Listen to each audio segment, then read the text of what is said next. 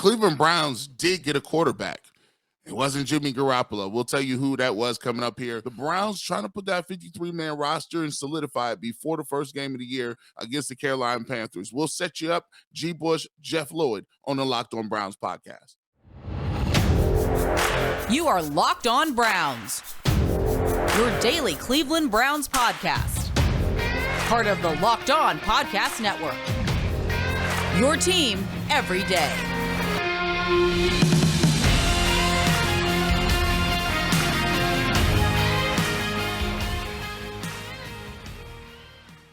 Welcome back, my friends, to the show that never ends, your daily delivery of all things Dog Pound, LGB on the LOB, the Locked On Browns podcast, brought to you by the Locked On Podcast Network, your team every day. Your host, Jeff Lloyd, at Jeff_LJ_Lloyd from the Ultimate Cleveland Sports Show, Monday through Friday, 11 to 1 on YouTube. And, of course, the Barbershop, 92.3 The Fan, pre-game coverage, post-game Browns coverage on 92.3 The Fan. Mr. Garrett Bush at GBush91. And, yes, there is now Ultimate Cleveland Sports Show merchandise. So if you are in the market to have Garrett Bush's head on your T-shirt, that is now a possibility, folks. Go ahead, check all that out. This podcast is sponsored by BetterHelp. It's not a crisis line. It's not self-help. It's professional therapy done securely online, available to people worldwide. And they have a special offer for our listeners. You get 10% off your first month at betterhelp.com/locked-on. As Garrett said, Browns' little activity yesterday. I think the move, again, a little bit of a surprise as far as maybe the position the Browns addressed yesterday. The Browns claimed off waivers quarterback Kellen Mond, formerly of the Minnesota Vikings. And as we spoke yesterday, when we were going through what was the first of many 53-man rosters for the Cleveland Browns, 6 DNs felt like a little bit of an uncomfortable number. I mean, very rare in the NFL do you get to the point at any position where you're talking third string. So the Browns with 6 defensive ends. The thought process was going to be, did they value, Isaac Rochelle as far as, what he was doing, as far as being an inline, being a defender against the run. There was some pass rush from Isaac Rochelle. He had a pretty positive summer for the Browns. As some guys were in and out of that lineup at the defensive end position due to injuries, rest, whatever it was. Isaac Rochelle was a consistent performer for them over the summer. But Chase Winovich is more of a speed rusher. He is a little bit different than everybody else in the room, which is probably the reason the Browns had some interest, maybe a little bit more like a Tack McKinley played for the Browns last year. With Chase Winovich returning to practice yesterday, that opened the door for Isaac Rochelle's time here to end. Browns are trying to get him back on the practice squad, but the guy did put together a strong summer. If there's a chance to go be a part of somebody's regular 53, if you're Isaac Rochelle, there's no fault. Go ahead, get what's yours.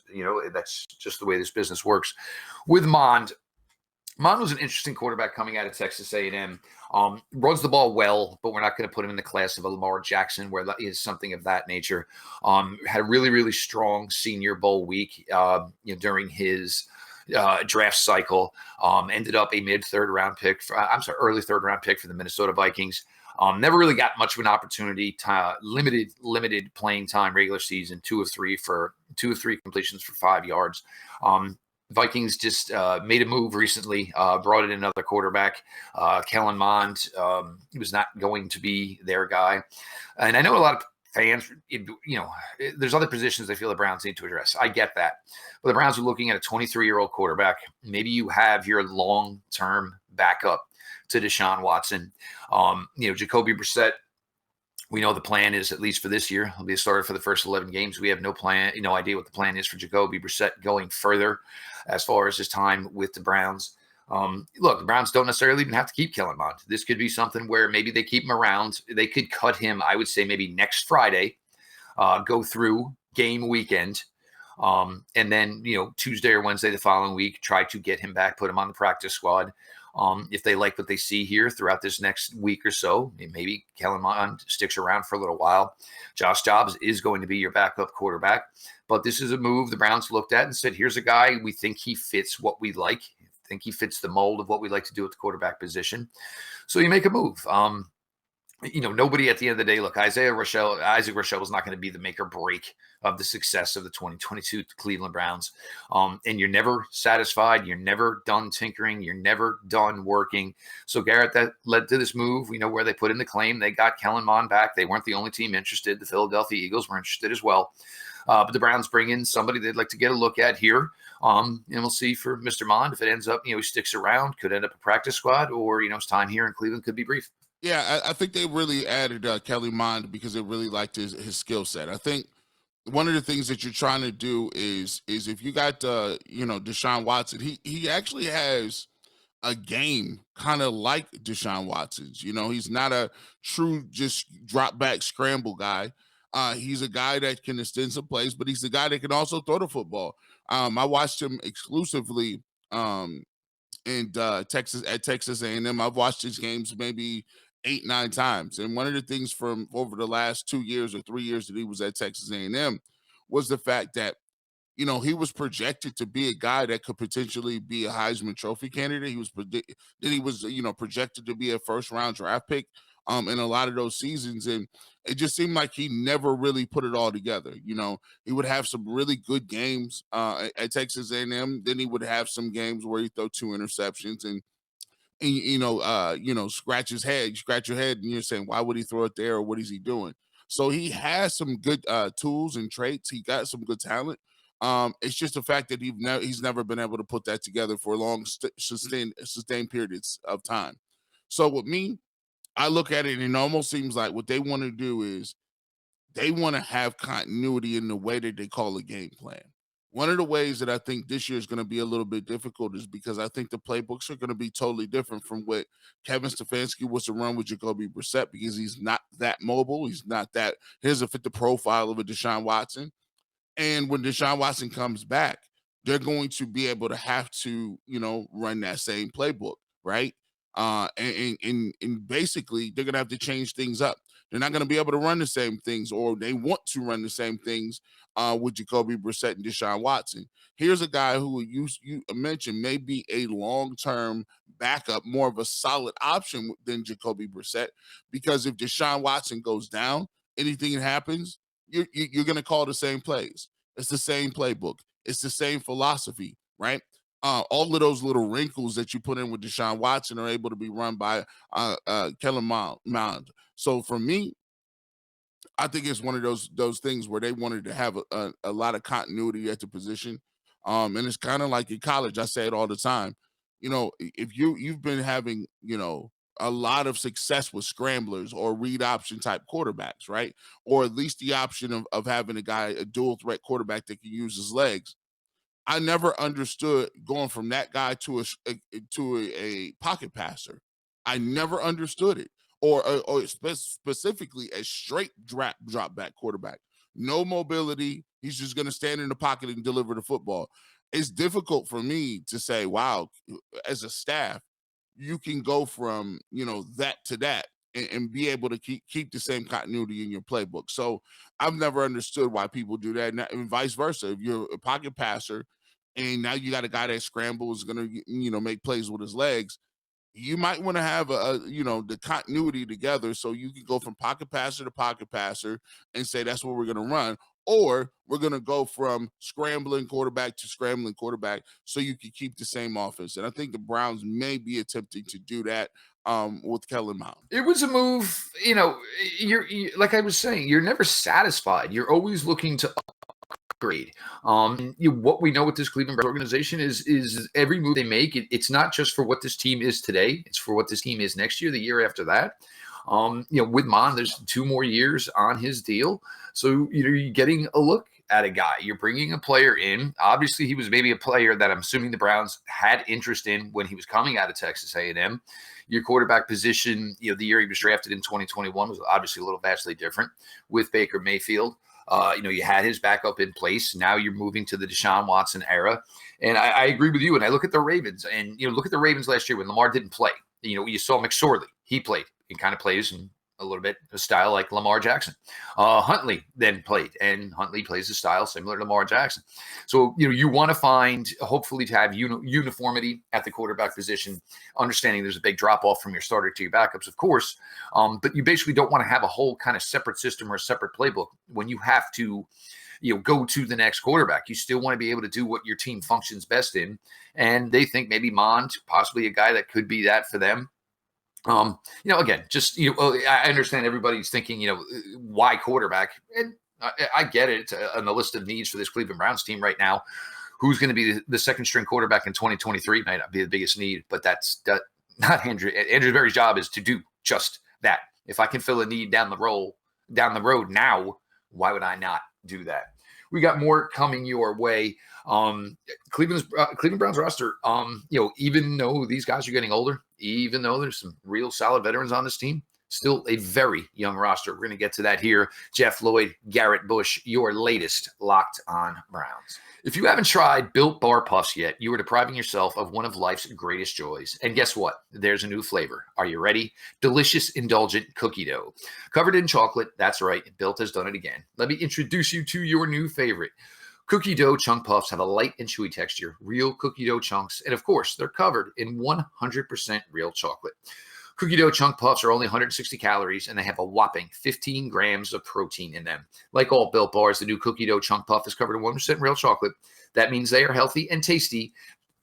Chocolate-covered cookie dough with a light, fluffy texture. Oh, so good.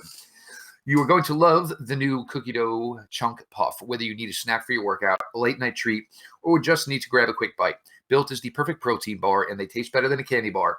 Ditch the calories, fat, and sugar. Grab yourself a Built Bar. Go to Built.com. Use promo code LOCKEDON15 and get 15% off your order. Again, promo code LOCKEDON15. Welcome back to the Locked On Browns podcast. G. Bush, Jeff Lloyd, thank you for making the Locked On Browns podcast your first listen of the day. Want to thank you guys for subscribing on YouTube and downloading the podcast wherever you get your podcast at. We want to thank you guys for continuing to make us, one of the fastest growing channels on Locked On Browns. We already here. We almost a couple days away from the Carolina Panthers versus Cleveland Browns. Make sure you guys help us reach our goal.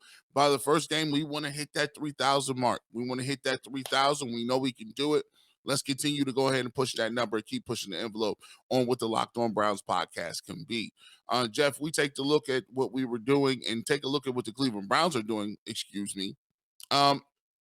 they put in a waiver. They put in a request on the waiver wire for a tight end.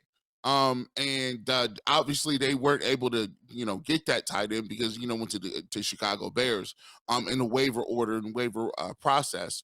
But it's kind of, one of those things where we kind of talked about it yesterday that they possibly would want to look at another tight end, possibly.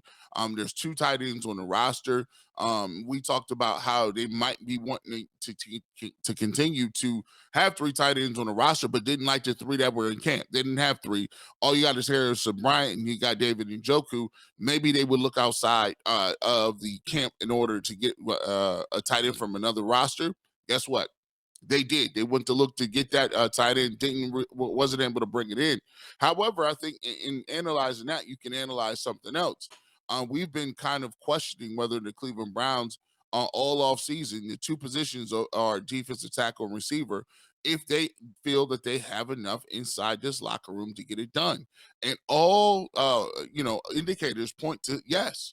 Because they haven't gone out and done anything else. They haven't gone out. They haven't been beating the tires on some of these veterans like Ndamukong Suh, and no receivers, no request for any waiver wire moves on receiver for the Browns. And it looks as if, they are truly willing to go into the season with the guys that they got. They look like they trust the guys that they have at quarterback, at receiver, and at defensive tackle. Are you surprised a little bit that they did make a move to try to go get a tight end, and wide receiver wasn't really a position that was on the table? I had mentioned Tyler Johnson had been released from the Tampa Bay Buccaneers. He was a player I really liked when he was coming out of the University of Minnesota. 33 receptions so far into his career.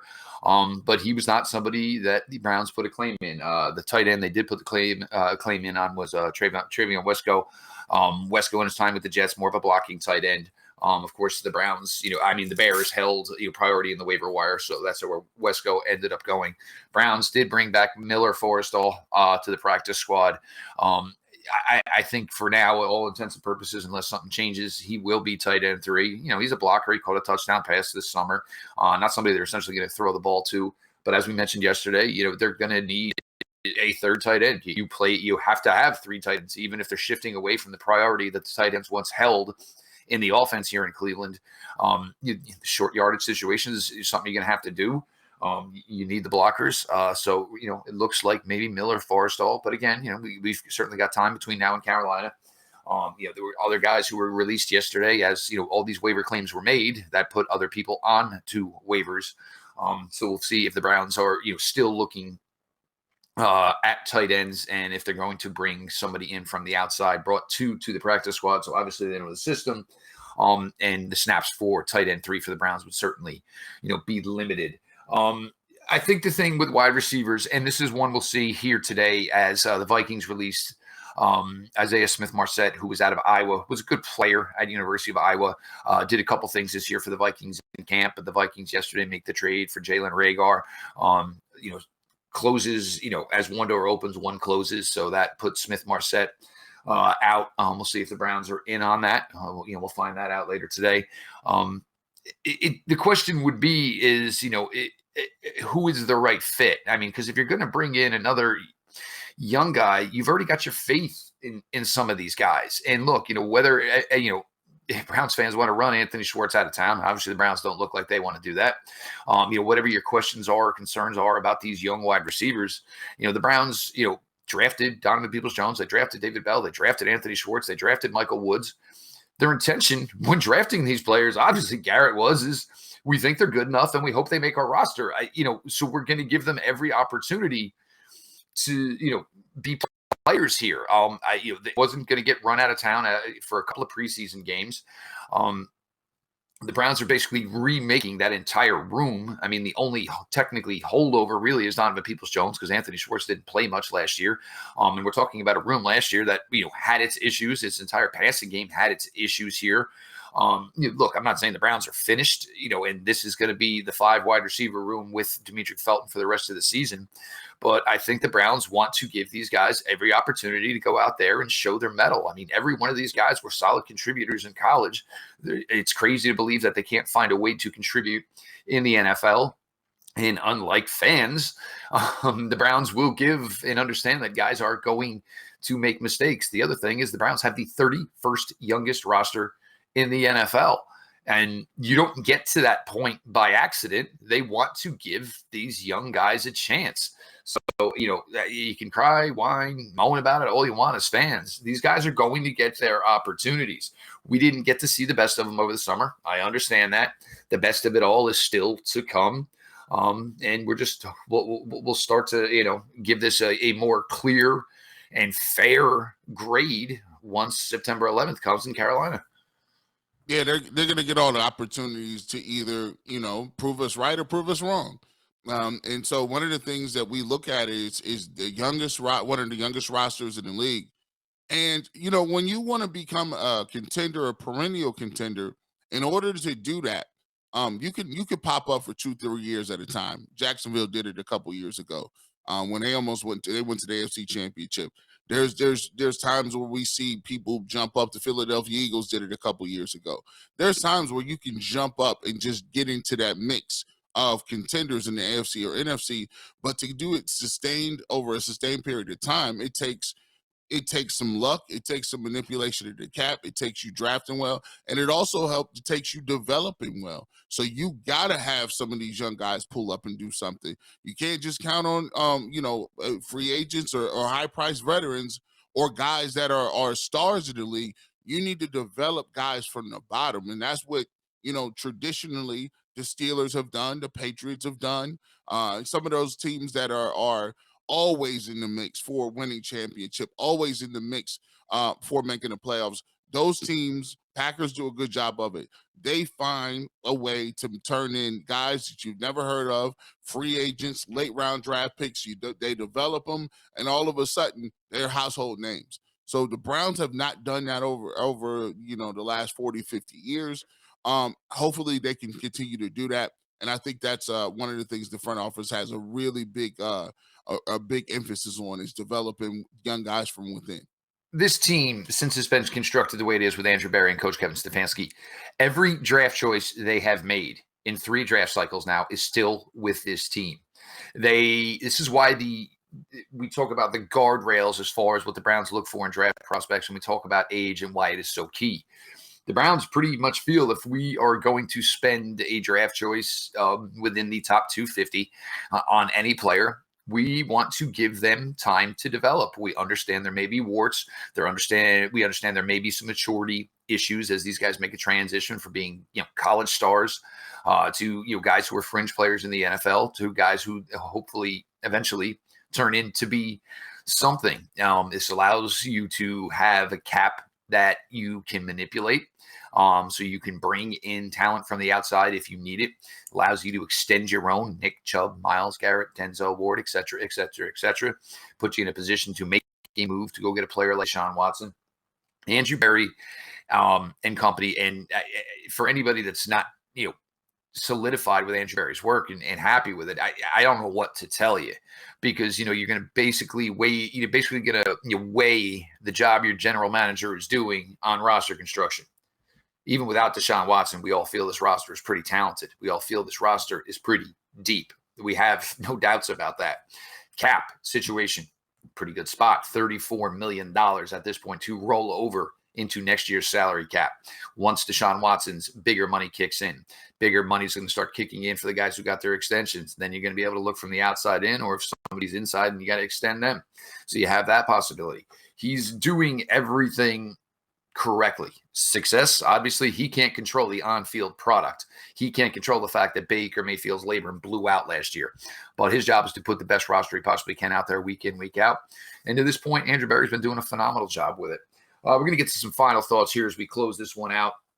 I'm gonna, Garrett will put a player or two under the spotlight here that we're looking forward to. Once week 1 comes, I'll put a player or two under the spotlight here as we just start to get closer and closer, folks. It's September. It is September. The NFL kicks off a week from today. I'm geeked. I love September. Look, summer's great. But as we try to tell them, all you listeners, for us, like July 4th, that was it. For us, that's it. Summer was over. That's how quick it is for us who cover the NFL. It becomes, yes, it's 24/7, 365, but it literally becomes 24/7, 365, basically right after July 4th. We're going to get to a little bit more here, though. Garrett Bush, Jeff Lloyd, your latest Locked On Browns. This podcast is sponsored by BetterHelp. Life is full of twists and turns, and it's important to show up for yourself through it all. BetterHelp Online Therapy will assess your needs and can match you with your own licensed professional therapist in less than 48 hours. It's not a crisis line. It's not self-help. It's professional therapy done securely online, available to people worldwide. You can schedule weekly video or phone sessions so you don't have to be on camera if you don't want to. And getting therapy every week is as easy as a few clicks on your laptop or phone. It's more affordable than traditional offline therapy, and financial aid is available. BetterHelp is a great way to invest in yourself. Visit their website and read their testimonials that are posted daily, talking about the bedside manner of the therapist, talking about the quick response times, talking about, just reaching out because you were having a bad day, didn't have a regularly scheduled session, and your therapist being there for you. In fact, so many people have been using BetterHelp that they are now recruiting additional therapists in all 50 states. And they have a special offer for all our listeners. Get 10% off your first month at betterhelp.com/lockedon. That's 10% off your first month of online therapy at betterhelp.com/lockedon. Welcome back, Locked On Browns podcast. As Jeff always says, it's September. You know what September means. We got some games this weekend. Ohio State versus Notre Dame. I'll be doing a post-game show for that. So college football is getting sparked back up too, all around the great country, and we'll be keeping you locked on all. See, that's the great thing about the Locked On Network. We got podcasts everywhere. So if you're a college football fan, we got you. If you're an NFL fan, we got you. So football is here. Get ready to go, get ready to rock, and make sure you make Locked On Browns a part of your daily rotation. Jeff, you said something, and I wanted to get to a couple of guys I'm looking forward to. I'm not even going to say looking forward to under the spotlight. These guys are pivotal in doing what the Cleveland Browns need to do to make the playoffs. And I look no further than one Nick Chubb and one further than Myles Garrett. I think this year, Myles Garrett is going to have a breakout season. I'm challenging Myles Garrett because I think people around here just don't appreciate just how good of a player he is. Sometimes I think, we take people for granted. Sometimes I feel we don't give them their flowers. And I think Myles Garrett has been one of the most dominant defensive players that we've seen in a Browns uniform, period. I'm not just saying just this now, just period.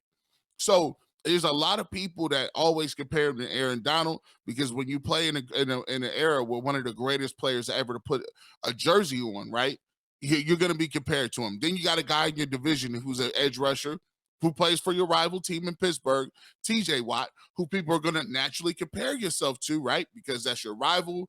That is your arch nemesis. You guys play the same position, and he's a doggone good player too. Above 20-plus sacks. So I think Myles Garrett right now, when you hear him talk, obviously he feels he's a team leader.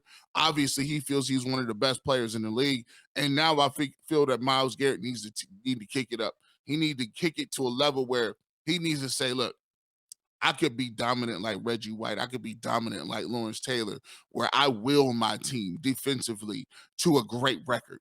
I will my team to the playoffs and with a great season in which I have 22, 23, 24 sacks, God forbid.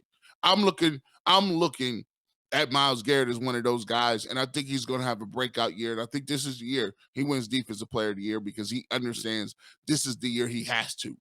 I also go to the other side of the football. Nick Chubb. We give Nick Chubb his flowers, right? We love his demeanor. We love we love the way he goes about his work. We know what he does. He's an animal in the weight room. He's an animal and a beast when he gets that football. This year, I hope Kevin Stefanski understands how much of a beast he is. I hope Kevin Stefanski don't forget to be innovative and making sure Kareem Hunt and Nick Chubb get their touches. And I want him to understand that, yeah, you probably can't win a Super Bowl running back 40,000 times during a year. But you know what you can do? You can count on Nick Chubb to get you some wins during the regular season because the regular season and the playoffs is two different things. In the playoffs, yeah, you're going to need a quarterback to step up and make some throws. But in that regular season, you can ride a workhorse to a couple of big-time victories. And I think that's what we need to be doing with Nick Chubb. I get it. We're down a quarterback, but this is the year I think Nick Chubb sees 1,500, 1,600. I think this is the year.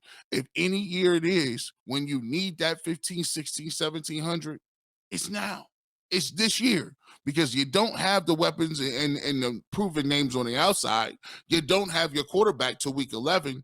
This is a year where I look at running the football and defense carries your team. And if the Browns are going to be successful, Chubb and Myles Garrett got to show up and show out. I agree with you totally. I think the biggest thing is going to be for these two. And look, Myles a little bit more than Nick, and Nick, being team leader, spotlight, those types of things. It's never really been one of his favorite things to do. But the key for this team is going to be to stay together. And it's going to be that they start strong. You got to do that knowing the absence of your quarterback for 11 games. It's going to be a difficult road to maintain course on. And, you're going to need your leaders to lead, keep everybody unified. For me this year, it's Grant Delpit and Jeremiah Owusu-Koramoah. Technically year 2 for Grant Delpit. It is year 2 for Jeremiah Owusu-Koramoah. These guys look to be two players that can take the next step and be even more impactful players than they both were last year. And when you get that, when you pair that with a Denzel Ward and a Greg Newsome and a John Johnson III and Jadeveon Clowney and Myles Garrett, I mean, it's just the potential for greatness for this unit is just absolutely off the charts. Grant Delpit is a very versatile player, can do many things from the safety position. Jeremiah Owusu-Koramoah is just a seek and destroy type of player. Find ball, see ball, hit it hard, and hit it hard again. I'm really excited for these guys, because if these guys can start, bringing their levels closer to the levels of Ward and Newsome and Garrett and Clowney, you're just talking about an absolute ridiculous defense. And this is something the Browns are going to need. And again, you cannot just look at the Browns defense and say, all right, well, you guys just carry us for 11 games. You cannot do that to a defense in the NFL. You cannot. It'd be nice, and I'm not saying it doesn't happen. It can happen, but you're ludicrous and ridiculous to look at your defense and say, oh, well, they can carry us for 3/4 of a season. Just not going to work out like that, and especially not with the schedule that's in front of the Browns. But getting Grant Delpit, getting Jeremiah Owusu-Koramoah to take that next level jump will hopefully do a lot for this defense, where they can keep these games manageable and give Jacoby Brissett in this offense and hopefully Cade York some opportunities to win these games. Most definitely. Just giving yourself an opportunity to win games. And you're going to hear me say, we'll say this all the time. Different ways to win, finding ways to win football games, Hey, some of the games that the Browns are going to win early on may not be cute. Some of them might be ugly. As a matter of fact, the Browns ain't played cute for about 10 years now. But as long as they get them wins, finding the different ways to be ahead at the end of the game, I'll take it. And I think that's where everybody needs to focus in on, and everybody needs to understand that this thing ain't gonna be pretty. But if you get guys stepping up and timely playing complementary football, you can get what you need to get done. There's no question. And, look, I'm getting excited. Look, September 1st, September 11th, 10 days away, a week from today, the NFL opens up college football this weekend. Like Garrett said, Ohio State, Notre Dame this weekend. Make sure you check out Locked On Buckeyes. They've been cranking over there. I know everybody's excited, and certainly with the opener like this, I can get the reason, for the excitement, as Ohio State and Notre Dame set to do battle this weekend. Got to a ton here today. Introduced Browns quarterback Kellen Mond. Some thoughts here on some of the way the Browns did attack the waiver wire and the way they did not attack the waiver wire.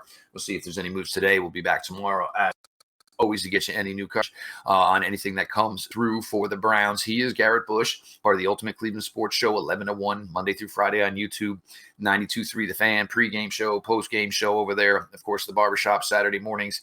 And make sure you are checking out the Ultimate Cleveland Sports merch, Cleveland Sports Show merch, that has now been launched. And make sure you're following Garrett at GBush91, myself, Jeff Lloyd, at Jeff_LJ_Lloyd, the show at Locked On Browns, follow back account. Appreciate everybody who makes Locked On Browns first listen, whether it is on your favorite podcast platform or, of course, now on YouTube. Make sure you subscribe to the channel. Make sure you got the notifications on. As we're closing towards 3K, notifications on. You get those shows dropped to you as soon as they are available. All that being said, this has been your daily delivery of all things Dog Pound LGB on the LOB. Let's go Browns.